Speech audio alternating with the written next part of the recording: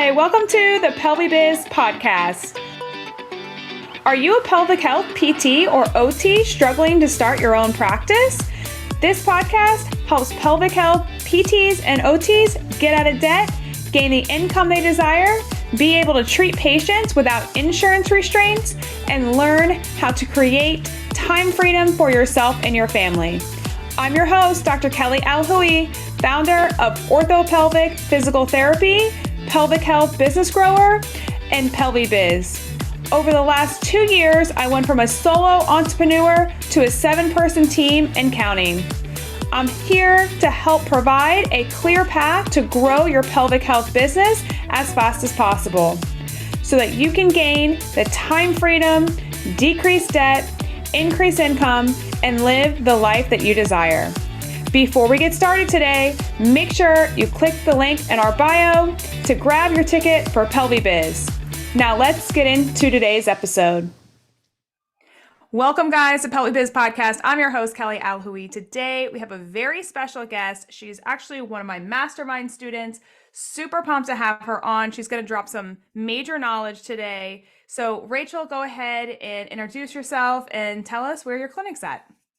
Hi, my name is Rachel Dahl. I'm a pelvic health physical therapist, and I own the Pelvic Model over at Pasadena, California, which is the northeastern part of Los Angeles. Awesome, Rachel. So tell us a little backstory here. Like, how did you decide to go off on your own and have the courage for that? Because most of us know it is so hard to just even think about it, let alone do it. So what kind of gave you the momentum or courage, and what inspired you to say, you know what, I am going to go out on my own and this is what I want to do? Yeah, it's always been a thought on my mind. I never thought that I would actually do it. I just thought it would be like, oh, what if I do this thing? But it all did start during the pandemic when I had been furloughed, and when everything stopped, I had a lot of time to think and actually reflect, time that I didn't have when I was in the everyday grind. Actually, when I did have that time, that break, that's when all my health issues started to reveal itself. I was having like daily panic attacks. I do suffer from endometriosis, and that's when it started to get way worse. I had fainted from endo before, but that's when it started to happen more regularly, and I couldn't walk. That's when I started to not be able to walk from endo. And then I was like, okay, this has to do with not necessarily work in general, but just like my stress levels. And I knew that I couldn't get that under control unless I was in a place where I wanted to be geographically, because I was working on the other side of LA where I wanted to live. And I wanted to work on the other side, and I wanted to take control over my time and health, and do it in a way that, that made me personally happy. And yeah, that's how it started. Yeah, that's amazing that, it's amazing that fear, not even fear, well, kind of fear of, I don't know if I can take care of my health. I mean, I've been in this situation too, where you're like, I don't know if I can actually take care of my health if I'm going at the same rate that I've been going. Because most of us have had 1 to 2 jobs even before starting our own companies, because that's kind of how you make ends meet, right? And so fear of, if I continue to go and work at the same place that I was working at, I won't survive, or I won't be able to take care of myself. And that fear is what drove you. Yeah. And Yeah. and you're like, you know what? I am going to take control and get my, health under control. Yeah. Yeah. And Yeah, that's really it. that's awesome. And so would you say, Rachel, that is kind of your driving force behind, you starting your practice? And is that what keeps you going, or is there other things that keep you going? I would say there's a lot of things keeping me going. And I just did think, like, if if we're talking about like my personal life too, I was working, like looking back at my schedule, I was waking up at 4:30 to get to the gym by 5, because that was the only way I was going to make my commute Right. to get to work. And then I would get home at 8. So I was single at that time. It left zero room for dating. I was like heading toward my 30s. So that was also a driving force too. It's like I needed a personal life. Right. Yeah. So I needed a personal life. I wanted to get my health together. And I did. And I knew like at the bottom of this, that this was going to make me a better clinician, and it would make me be able to take care of people better, because that's my job, and it's like, and that's the core of what I do for work. If I can't take care of myself, like it will trickle, and I feel it, like it comes to the clinic as well, no matter how hard you try. Like I knew I was still doing my job well, but it's like, if I can do it better, like this is the way for me. She just nailed it. Hopefully you guys are listening to this. She just nailed it. Like seriously, you have to be the model for your patients. And you have to model that behavior, and you have to actually go through it. And she's had endometriosis, which most of our patients have endometriosis, right? So she's able to then take her struggles and say, look, I'm going to do it a different way. And the way that I'm doing it, then she's going to model that for the patients. And then the patients indirectly, guys, are actually going to be getting better because she's actually been through it and she's done it. We were just doing this in my clinic. Literally, I was telling everyone that start of the year, we're going to do heart rate monitoring, heart rate variability, all this health and wellness stuff. And literally one of my PTs goes, well, I can't do that. And I said, why? She's like, well, I don't do it. And I was like, bingo. Here's the key. I have to get my whole staff to do it, understand it first. They have to model the behavior before we even start pushing it out on the patient. Yeah. So yeah, it's like, it's really amazing that when you're right, when you start actually doing the behavior that, you've never done yourself, but you start actually doing it, it starts to rub off on your patients and the outcomes become even better. Yeah. Yeah. And it really does show. You start to have like the more energy to it really is true. You have to pour into your cup before you can pour into others. So you have more energy for that. And I really like what you're doing with the heart rate variability with your clinic. That's cool. Yeah, it's really, I mean, even with my own health struggles, right, guys? I mean, you guys, anyone that watches me pretty much knows that, I've had my own health struggles, just like a lot of us have. And to get through that, boundaries are very hard. You have to set boundaries, and you have to be the model, even for you guys for coaching. I have to be the model. If I just said, guys, take care of yourself, and I'm over here like eating bonbons sitting on the couch, like that's not really a good coach. So you have to model the behavior that you actually want other people to be doing. Yeah. Yeah. So, and health is huge, because if you don't have your health, you're not taking care of those patients, no matter how much you think you're going to take care of them. It's not happening. And a balance, you got to have a balance. Yeah, that's true. So that's good. I like that Rachel brought up that she wanted more than just work, because a lot of us actually think that work is everything. And trust me, I've fallen into that trap too, but you have to have a balance. If you actually have a different hobby than pelvic health, okay, you're actually going to take those skills that you learn in your hobby and then bring them over into the pelvic health world and be a better provider. Yeah. Yeah. So it's another good point. Yeah. All right, Rachel. So here's another question for you. What was so you got your clinic. So let's just go through the story here. So you started your clinic. How did you know like what location you wanted to put it in? Like, was it closest to your house? Was it like, you just thought, oh, this is a cool area, like, let me put it here. Like, how did you decide that? I feel like I base a lot of my decisions on what I want my life to look like.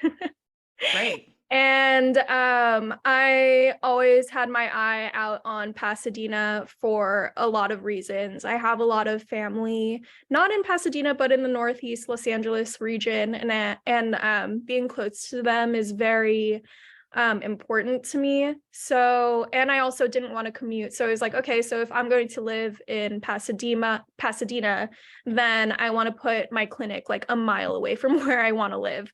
So what I did first is I didn't know that I wanted to grow my business. I wanted to just do solopreneur.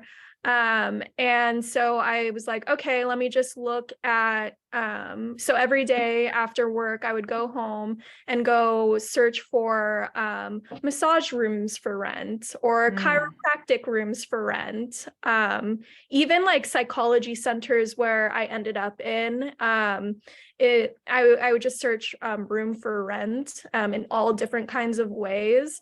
And I happened to come across a really lovely, great location in Pasadena that did have one and multiple rooms to rent if I wanted to expand. So I knew that that was a good move for me. Okay, that's awesome. And so then, so you got your clinic. Okay, so now you have this clinic. Okay, and now it works for you because I love that you put it right next to your house. That's perfect because that's why we build businesses, to make it to where creates the lifestyle that we want. So that's amazing. So now, how did you go out and start getting patients? Like, people that are listening to this right now are thinking, well, that's great, she got a location, but how did she even have confidence to do that? And where is she getting these patients coming from? Like, how did you even get people to come see you? So for that, I would like to think it to, I don't know, I think I'm a little bit more tech savvy, on the tech savvy side. So I built my website, and I did it very, very early because I knew it takes time to get your SEO running. And I knew as soon as I got my location, I need to get my Google up because Google is king. And then so from there, I just, and honestly, my first patient, I didn't, as soon as I put my website up and made my first little thing, someone contacted me the next day and I was so surprised. Wow. So after that, like just building the SEO from there. And honestly, after like, I think because I'm in a large I don't know, I'm not gonna say it, metro area. Yeah. There I have a lot of people like to go filter into my website, and just on Google alone, SEO alone, after the first month I was pretty packed. Wow. Wow, Yeah, that's amazing. So technology really was on your side. yeah, yeah. Yeah. Yeah, that's awesome. So basically, anyone that's starting out, your advice is to make sure they get their website up and running. And it does take some time, months, guys, just so you know. Like, just because you created a website doesn't mean that it's going to pop up on the first page of Google. It just doesn't work like that. And so you got to have your website up and going so that there's hits coming to it. As well as, if you want to get those Google reviews written, you've got to, the more of those that are written as well, it will try to bring you up higher in the search engine. But you just got to make sure that you get all that set up ahead of time. It just doesn't, like, work like, oh yeah, we just put this out there and it's going to happen. It takes a little bit of time for Google to recognize you as a real business. So that could be months, just so people know. Yeah. So that's good. That's a great tip, Rachel. That's a really, really good tip for everyone. Okay, so now you got your Google. People are coming from that. Who do you typically like treating? Well, it started off to be pelvic pain, mainly because I knew how to treat it. I was seeing pelvic pain all day, every day.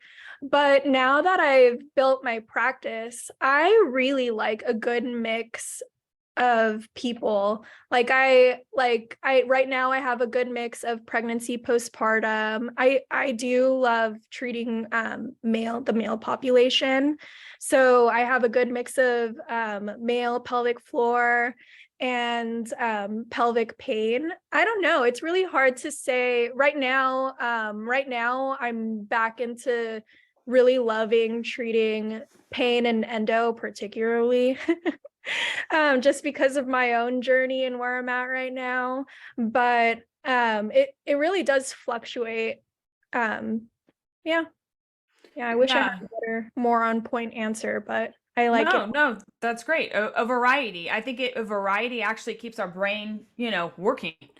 And that's why a lot of us went into pelvic health. I went into pelvic health because it was challenging and I loved putting all the pieces of the puzzle together. Yeah. So that's great. So speaking of challenges, what challenges have you like has occurred during the time that you've been in business? So you've been in business now, what, for 2 years, would you say? Yeah, a little two bit over years 2 years. And I feel like there was a lot of challenges, but I think if I'm looking personally, marketing is not my strong suit. Okay, yeah, Marketing, marketing. and like I like to hide, like as I said, I like to hide behind like a Google SEO, doing all that stuff first. And I knew I had to go out there and talk to doctors, do more workshops, like do things in the community, which I really like doing, and I want to make those connections and have a home for those with pelvic floor dysfunction in Pasadena. And I knew I had to do it, and but it's just scary. Yeah, so let's speak to that because there are so many introverts that are listening to this that are going to be like, "Oh my gosh, I 100% relate to her because I like to be behind the computer screen and it is scary." And this is I love this. I love this question. So or this answer. So, let's dive into it. Why is it scary? um I feel like for a lot of different reasons. The personal reason is that I know I look younger than I am. Hmm. And sometimes the way I talk isn't the most professional. It's like I usually talk to like more like you, but I feel like that is like a personal barrier. And I feel like I had to be more like hold myself in a way that I'm not normally holding myself in other people. And that was a challenge for me. And I know now that I don't need to do that. I just needed to practice a few times to get my groove and do it the way that I wanted to do it. Yeah, so it was uncomfortable for you because you're kind of acting this way of like, well, this is what the perception is, so I need to live up Yeah. to this perception. But the reality is, the more you guys are actually yourself and unapologetic about being yourself, the more natural it's going to come across and the better the conversation and deeper conversation that you're going to have. Like I say like and so many times. Like that's just how I talk, okay? But I'm kind of unapologetic about it, and I'm just like this is me, right? Because I think I think people are scared for many different reasons like you said, but I think a lot of it's rejection. Mhm. I think a lot of it is what are they going to think about me, right? A lot of it is well, if they tell me no, does that mean that I can never get into this place again and my business is screwed and my business is going to go down? So that's fear. I think there's a lot of that. And I think a lot of it is the unknown, like what do I do next if they say no? Or like Right. what's the process? That's what I always think of too. Right. Another one, but yeah. Yeah, I feel like a lot of it is what's not known. And I like before doing all of this on my own, I wanted everything to be nice and perfect and correct. And I wanted to say the perfect thing to capture the perfect whatever, which is just not like, no, like you don't need to do that. Yeah, so let's Yeah. talk about that. So Yeah.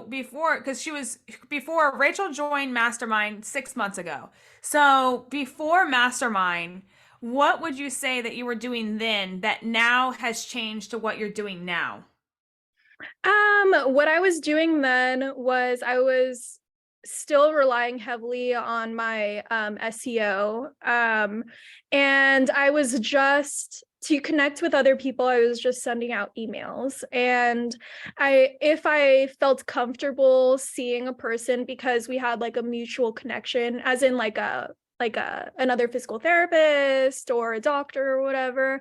I would only feel comfortable in certain situations, but now I'm just more um I feel like I needed the push to get over uh myself. Like I feel like you pushed me to talk to more people one-on-one without the fear of, I don't know, to just do it and to get those Yep. reps in. Yeah, get those reps. It's huge. And just, you know what? If they tell me no, then kind of just get that mentality of, great, they tell me no. Maybe they're not my person, or maybe they are my person, but maybe they're having a bad day and today is just not their day. Yeah, and honestly, I've grown to like it a lot more than I thought I would. I mean, I still don't love it, but like I do. It's not like the worst part of my days. What Yeah. now, Rachel, have you like grown to kind of like about it? I do think that like in treating, I like a variety. Like I do like and I do like meeting people in the community and seeing what they're able to offer and seeing how they're able to help my patients too. And I really do think that like getting yourself out there and meeting all these people is so beneficial to it's not just me. It's not about me. It's never just about me. It's about the patient. And being able to do that, like, of course for me, but for mainly for other people is just so important. And it's just really good meeting other people and seeing what they do. Cause it does take a community to help our population. And that's just what I believe. No, I 100% couldn't agree with you more. Collaboration. It is so key, especially going into 2023, that we have got to be collaborating with each other. And when you collaborate, you provide more value to your patients. So whether or not that you're hooking on with a massage therapist providing value, as well as, physical therapy or OT, or you can provide more value by just having a referral list and being like, hey, I've actually worked with these providers. You don't have to go to Dr. Google and search all this stuff. I'm going to save you time. Here's the referral list that these are providers that we actually trust and have worked with. And these are the results that we have gotten. And I think people appreciate that a lot. Yeah. Yeah. It's important. So definitely, I think, and you're right, Rachel, you can't do that on Google. Sure, you can search on Google, but it doesn't really tell you, like, how is this person's bedside manner? Like, how Yeah. does this person treat this way? Like, you have to really go in person and start connecting with these people. Yeah. And you asked like what makes it a little bit better for me is like in my eyes, sometimes I'm like, ooh, now I get to have acupuncture today.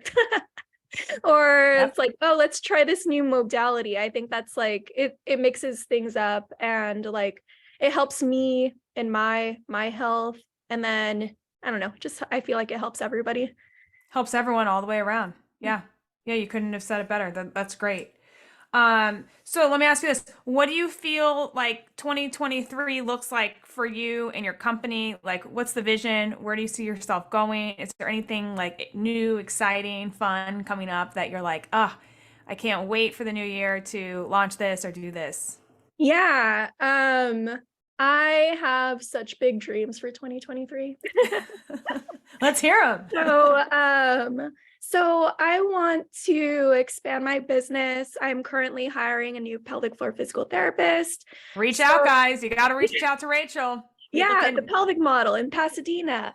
Contact me, info@thepelvicmodel.com. Perfect. Uh, Perfect. okay, so I'm trying to hire another pelvic floor physical therapist. In that, I want to expand, get a new location, a bigger location, so that we can not just another treatment room. Hopefully, like it might not be in the cards, but hopefully, like a bigger exercise area, something that I can like host events itself, and hopefully, if all things go correctly, by the end of next year, I'm going to try and hire another physical therapist, but that's just, let's see what happens. Yeah, exactly. Yeah, no, that's amazing. Um, I'm trying to think of what else. Any other advice or tips that you would give to someone that, is trying to be in your shoes? They're at a job they absolutely hate. They want to leave. They don't have the confidence yet to make that leap. Is there some advice that you would tell the audience of, hey, is there anything that you would give a pearl or a tip of wisdom that we haven't talked about yet? Yeah, I mean, I feel like the theme of this is a lot of this experience is trying to see what works specifically for me and my life. And sometimes working for somebody else works for them, but you need to ask yourself, like, what works for you specifically? Is it, I don't know, less hours? Being able to go to your own appointments, is that what you're looking for? Or is it spending more time for loved ones, trying to expand like your relationships, just really thinking what works for you, and then asking yourself, is this leap going to make it possible? And then if it does, I honestly don't think that you're going to have a problem making the leap. I love You that. have to trust yourself and go for it. Yeah, that's amazing, because what she's saying is audit your current situation. Figure out what you personally want. Like, dive deep. Don't just say, oh yeah, I want this. Like, really, truly, what do you want in your personal life and business life and relationship? Like, all the things. And they all actually go together. So once, like Rachel's saying, once her health starts improving, well, then guess what? Her business starts improving. Once her health was kind of bad, well, guess what? She wasn't really able to do much in her business because she wasn't feeling well. So all this stuff goes together, and it's really would be really good to sit down with yourself and just say, okay, where am I at right now? What things do I not like about my current situation? And if I could make things better, what would it look like? And if I then say, okay, if this is what I want, like Rachel said, doesn't mean that I need to leave my job. Maybe it doesn't mean you need to leave your job. Maybe you just reduce your hours. Or maybe it means you have to leave your job. And maybe it means, hey, I need to create something that actually works for me. And then you start making your business off of you. Just like Rachel said, she put her location right by her house, so she wasn't now making that commute. And she probably got back, 2 hours at least of your day? Yeah, I feel at least. Yeah. Yeah. So now she can do other things, focus on relationships, and actually have a better, well-rounded overall life, instead of it just being about pelvic health and patients. And that's so key, especially when you're trying to heal, from anything. So thank you. Thank you so much, Rachel, for coming on here.